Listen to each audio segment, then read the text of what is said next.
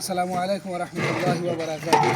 এই যে ভাইটিকে দেখছেন, যে ভাইটি কিছুদিন আগেও গরুর গোশত থেকে 10 হাত দূরে দৌড় মারত, আজকে সেই ভাই তিনি ইসলাম গ্রহণ করে নতুন মুসলমান হয়ে গরুর গোশের প্রতি তার এত ইন্টারেস্ট, বলেন যে গরুর গোশ দেখলে সে পাকাতে চায়। কিন্তু পাকানোর চেহারাটা দেখুন, এবং সে এই রান্না করার কাজে এত বেশি সে স্বাচ্ছন্দ্য বোধ করে, যা কিনা আমাদের এই 36 বছর 40 বছর বয়সেও গরুর গোশত খেয়ে সেই স্বাচ্ছন্দ্য বোধ আসেনি।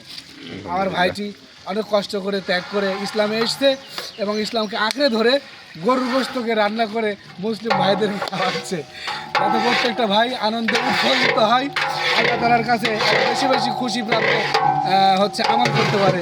এই জন্যে ভাই হচ্ছে সবসময় উৎফুল্লিত। আর ভাইয়ের জন্য দোয়া চাচ্ছি, আল্লাহ তাআলা ভাইকে কবুল করে। আমিন। আসসালামু আলাইকুম রহমতুল্লাহ। আমিন।